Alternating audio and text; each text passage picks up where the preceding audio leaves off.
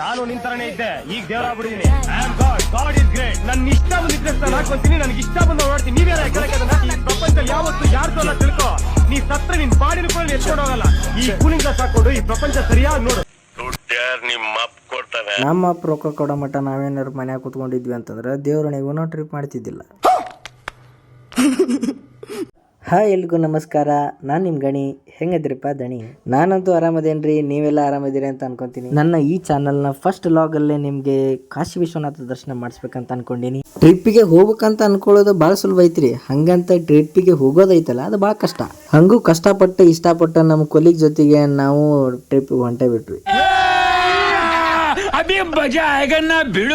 ಊರು ಬಿಡ್ಬೇಕನ್ನೋಷ್ಟ್ರಾಗ ಮಳಿ ಚಾಲು ಆತ್ ನೋಡ್ರಿ. ನಮ್ಮ ಹನಗಲ್ದಾಗ ಈ ರೇಂಜಿಗೆ ಮಳಿ ಬರ ಅಂತತಿ ಅಂತಂದ್ರೆ ಇನ್ನು ವಾರಣಾಸಿಯಾಗ ಯಾವ ರೇಂಜಿಗೆ ಹೊಡಿಬಾರ್ದು ಮಳಿ ಅಂತ ಅಂತೆ ಅನ್ಕೊಂತಾನ ನಾವು ಹುಬ್ಬಳ್ಳಿ ಬೈಪಾಸ್ ದಾಟಿ ಬಿಟ್ವಿ. ಮುಂದೆ 100 ಕಿಲೋಮೀಟರ್ ಹೋಗೋದ ತಡ ಗಾಡಿ ಸೈಡ್ ಹಾಕೇ ಬಿಟ್ವಿ. ಸೈಡಿಗೆ ಅಂತಂದು ತಪ್ಪು ತಿಳ್ಕೊಳಕ್ ಹೋಗ್ಬೇಡ್ರಿ. ಗಾಡಿ ಟ್ಯಾಂಕ್ ಏನೋ ಫುಲ್ ಮಾಡಿದ್ವಿ, ನಮ್ ಟ್ಯಾಂಕ್ ಸ್ವಲ್ಪ ಖಾಲಿ ಮಾಡ್ಕೋಬಾರ್ದನ, ಅದಕ್ರಿ ಹಿಂಗ ಮಜಾಕ್ ಮಾಡ್ಕೊಂತ ಹೋಗೋದ್ರಾಗ ರಾತ್ರಿನ ಆಗ್ಬಿಡ್ತಾಗ್ಲಿ. ಹಂಗ ದಾರಿ ಒಳಗ್ ಹೋಗಬೇಕಾದ್ರೆ ಅಲ್ಲಿ ಒಬ್ಬ ಲಾರಿ ಡ್ರೈವರ್ ಎಷ್ಟು ಚಂದ ಬರ್ಸನ್ ನೋಡಿ. ಹೆಚ್ಚು ದೇವರನ್ನ ಪೂಜಿಸೋದಕ್ಕಿಂತ ಹೆತ್ತ ತಂದೆ ತಾಯಿರನ್ನ ಪೂಜಿಸು ಅಂತ ಹೇಳ. ಎಂತ ಮಸ್ತ್ ಐತಲ್ರಿ. ಈ ತರ ಬರವಣಿಗೆಗಳನ್ನ ನಾವು ಹೆಚ್ಚಾಗಿ ಲಾರಿ ಹಿಂದ್ಗಡೆ ಆಗಿರ್ಬೋದು, ಕಾರ್ ಹಿಂದ್ಗಡೆ ಆಗಿರ್ಬೋದು, ಬೈಕ್ಗಳ ಹಿಂದೆ ಆಗಿರ್ಬೋದು, ಇದನ್ನೆಲ್ಲ ನೋಡಿರ್ತೇವೆ. ಬರೀ ನೋಡೋದಷ್ಟ ಅಲ್ಲ, ಅದನ್ನ ನಾವು ಜೀವನದಾಗ ಅಳವಡಿಸ್ಕೋಬೇಕಂತ ಅನ್ನೋದು ಒಂದು ನನ್ನ ಅನಿಸಿಕೆ.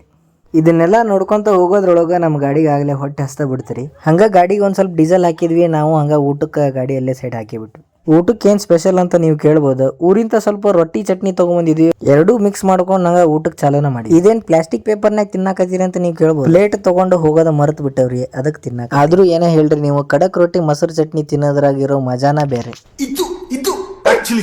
ಊಟ ಏನೋ ಮಾಡಿದ್ರಿ, ನಿದ್ದೆ ಎಲ್ಲ ಮಾಡ್ತೀರಿ ಅಂತ ನೀವು ಕೇಳ. ಆದ್ರೆ ನಿದ್ದೆ ಮಾಡ್ಕೊಂತ ಕುಂತ್ರ ನೀವು ಟ್ರಿಪ್ ಮಾಡಲ್ಲ ಅಂತಂದ್ ಬಿಜಾಪುರ್ ದಾಟ್ಸೇ ಬಿಟ್ಟ ನಮ್ ಡ್ರೈವರ್. ಹಂಗ ಬಿಜಾಪುರ್ ದಾಟ್ತ ಅಂತ ಅನ್ನೋದ್ರಾಗ ಆಗ್ಲಿ ಮಹಾರಾಷ್ಟ್ರ ಬಾರ್ಡರ್ಗೆ ಬಂದ ಬಿಟ್ವಿ ನೋಡ್ರಿ. ಹಂಗ ರಾತ್ರಿ ಮುಗೋದ ಬೆಳಕ ಹರಿಯೋದ್ರೊಳಗ ನಾವು ಮಹಾರಾಷ್ಟ್ರನ ದಾಟಿದ್ವಿ, ನಾಗಪುರ ದಾಟ್ಬಿಟ್ವಿ. ಇಲ್ಲಿವರೆಗೆ ನಾವು 1100 ಕಿಲೋಮೀಟರ್ ಜರ್ನಿ ಮಾಡಿದ್ವಿ. ಮಧ್ಯಪ್ರದೇಶ ಎಂಟ್ರಿ ಆದ ಕೂಡ್ಲೇನ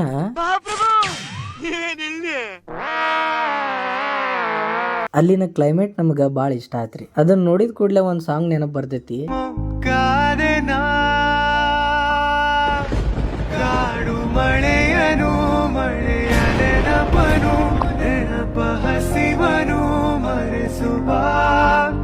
ಈ ಕ್ಲೈಮೇಟಿಗೆ ಈ ಸಾಂಗ್ ಸೂಟ್ ಆಕೈತಿ ಅಂತಾನೆ ಇದನ್ನ ಹಾಕಿನ. ಆದ್ರೆ ಇದ್ರಾಗ ಒಂದ್ ಲೈನ್ ಐತಿ ಕೇಳಿರನ, ನೆನಪ ಹಸಿವನು ಮರೆಸುಬಾ. ಈ ನೆನಪು ಅನ್ನೋ ಒಂದು ವರ್ಡ್ ಐತಲ್ಲ, ನಾವು ಅವ್ರನ್ನ ಮರೆತರು, ಅವ್ರ ನಮ್ಮನ್ನ ಮರೆತರು ಕೂಡ ಈ ನೆನಪು ಮಾತ್ರ ಯಾವ್ದನ್ನು ಮರೆಯಕ್ಕೆ ಅಷ್ಟು ಸುಲಭವಾಗಿ ಬಿಡೋದಿಲ್ಲ. ಆಕ್ಚುಲಿ ನಾ ಏನೋ ಹೇಳಕ್ ಹೋದೆ, ಅದು ಏನೋ ಬಂತು ಬಾಯಾಗ. ಇದನ್ನೇನಾರ ಕೇಳಿ ನಿಮಗೂ ನೆನಪಾತಂದ್ರ ನನ್ನ ಮಾತ್ರ ಕ್ಷಮಿಸ್ಬಿಡ್ರಿ. ಭಾಳ ಜರ್ನಿ ಮಾಡಿದ್ವಿ. ಬೆಳಗ್ಗೆ ನಾಷ್ಟ ಅಂತರೂ ಜಲ್ದಿನ ಆಗಿತ್ತು. ಮಧ್ಯಾಹ್ನ ಊಟಕ್ಕೆ ಮಾತ್ರ ಜಲ್ದಿ ಹೊಟ್ಟೆ ಹಸು. ನಿಮಗೊಂದು ವಿಷಯ ಗೊತ್ತನ, ಜೀವನದಾಗ ಏನ್ ಇಂಪಾರ್ಟೆಂಟ್ ಅಂತ ನಾನು ಕೇಳಿದ್ರ ಊಟ ಭಾಳ ಇಂಪಾರ್ಟೆಂಟ್ ಅಂತ ನಾ ಹೇಳ್ತೀನಿ. ಯಾಕೆ ಹೇಳ್ರಿ, ಊಟ ಸರಿಯಾಗಿ ಮಾಡಿದ್ರ ನಾವು ಗಟ್ಟಿರ್ತೀವಿ. ನಾವು ಗಟ್ಟಿದ್ರ ಇಂಥ ಟ್ರಿಪ್ ಎಲ್ಲ ಮಾಡ್ತೀವಿ, ಹೌದಿಲ್ರಿ? ಹಿಂಗ ಅನ್ಕೊಂತ ಒಂದು ಚಲೋ ಶೆಡ್ ಸಿಕ್ಕಿತ್ತ, ಅಲ್ಲೇ ಗಾಡಿ ಸ್ಟಾಪ್ ಮಾಡಿದ್ವಿ. ಹಂಗ ಊಟಕ್ಕೆ ರೆಡಿ ಮಾಡಾಕ ನೋಡ್ರಿ, ನಾವು ಹೊರಗೆ ಹೋಗಿ ತಿಂದ ಹೊಟ್ಟೆ ಹಾಳು ಮಾಡ್ಕೊಳ್ಳೋ ಮಂದಿ ಅಲ್ರಿ. ನಮಗೆ ಏನೇನ್ ಬರ್ತೈತೆ ಅಡಿಗೆ ಮಾಡ್ಕೊಂಡು ತಿಂದ ನಾವ ಮಜಾ ಮಾಡ್ಕೊಂಡು ಬಂದೇವಿ. ನೋಡ್ರಿ ಆಗ್ಲಿ ಎಲ್ಲಾ ರೆಡಿ ಮಾಡ ಅಂತಾರ. ನಮ್ಮ ಸ್ಟೇಟ್ ದಾಟಿದ್ರಿ ಅಂತಂದ್ರೆ ನಿಮ್ಗೆ ಯಾವ ಊಟನೂ ನಿಮ್ಗೆ ಇಷ್ಟ ಆಗಲ್ಲ. ಯಾಕಂದ್ರೆ ಅವ್ರು ತಿನ್ನೋ ಫುಡ್ ಬೇರೆ ಇರ್ತೈತಿ, ನಾವು ತಿನ್ನೋ ಫುಡ್ ಬೇರೆ ಇರ್ತೈತಿ. ಅವ್ರ ಟೇಸ್ಟ್ ಬೇರೆ ಇರ್ತೈತಿ, ನಮ್ ಟೇಸ್ಟ್ ಬೇರೆ ಇರ್ತೈತಿ. ಯಾವುದಕ್ಕೂ ನಾವು ಅಡ್ಜಸ್ಟ್. ಈ ಉದ್ದೇಶದಿಂದ ನಾವು ಸಣ್ಣದೊಂದು ಗ್ಯಾಸ್ ತಗೊಂಡೋಗಿದ್ವಿ. ಹಂಗ ಕುಕ್ಕರ್, ಕೈಪಲ್ಲೆ ಗಿಪಲ್ಲೆ ಎಲ್ಲಾನು ತಗೊಂಡೋಗ್ಬಿಟ್ಟಿದ್ವಿ. ಉಳ್ಳಾಗಡ್ಡಿ ಅದನ್ನ ಹೆಸರು ಮೊದಲು ಉಳ್ಳಾಗಡ್ಡಿ ಯಾವಾಗಲೇ ಹಾಕೋತಾರ, ರೌದಿ ಇಷ್ಟ ಅನ್ನೋದ್ರೊಳಗ ಎಲ್ಲಾ ತರ ಕಾಯಿಪಲ್ಯನ ಹೆಚ್ಚಿಟ್ಟಿದ್ರು ನಮ್ಮ ಅಣ್ಣಾರ. ಅದನ್ನ ಹಾಕಿ ಚಲೋತ್ನಾಗ ಪಲಾವ್ ಮಾಡಿದ್ದೇರಿ. ಮಸ್ತಾಗಿ ಊಟ ಮಾಡಿದ್ವಿ.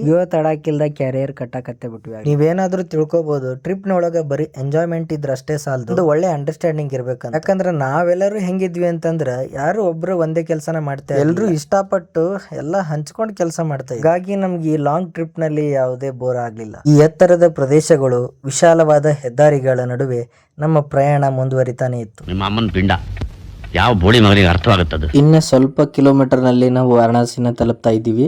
ಈ ವಿಡಿಯೋನ ಇಲ್ಲಿ ಕಂಪ್ಲೀಟ್ ಮಾಡ್ತಾ ಇದರ ಮುಂದಿನ ಪಾರ್ಟ್ 2 ವಿಡಿಯೋನ ಇನ್ನ ಸ್ವಲ್ಪ ದಿನಗಳಲ್ಲಿ ಅಪ್ಲೋಡ್ ಮಾಡ್ತೀನಿ. ಇಲ್ಲಿವರೆಗೆ ಪೂರ್ತಿ ವಿಡಿಯೋ ನೋಡಿದ ನಿಮಗೆ ಈ ವಿಡಿಯೋ ಹೇಗ್ ಅನಿಸ್ತು ಅಂತ ಕಮೆಂಟ್ ಮಾಡಿ. ಈ ವಿಡಿಯೋನ ಆದಷ್ಟು ಎಲ್ಲರಿಗೂ ಶೇರ್ ಮಾಡಿ. ಸಬ್ಸ್ಕ್ರೈಬ್ ಮಾಡ್ಕೊಳ್ಳೋದು ಮಾತ್ರ ಮರ್ಯಾಕ್ ಹೋಗ್ಬೇಡ್ರಿ. ಮತ್ತೆ ಇದ್ರ ಮುಂದಿನ ವಿಡಿಯೋ ಮಾತ್ರ ಮಸ್ತ್ ಐತಿ, ಹಂಗ ಕಾಯ್ತಾ ಇರ್ರಿ. ಇಷ್ಟ ಹೇಳಕ್ ಇಷ್ಟಪಡ್ತೀನಿ. ಓಕೆ ಫ್ರೆಂಡ್, ಬಾಯ್.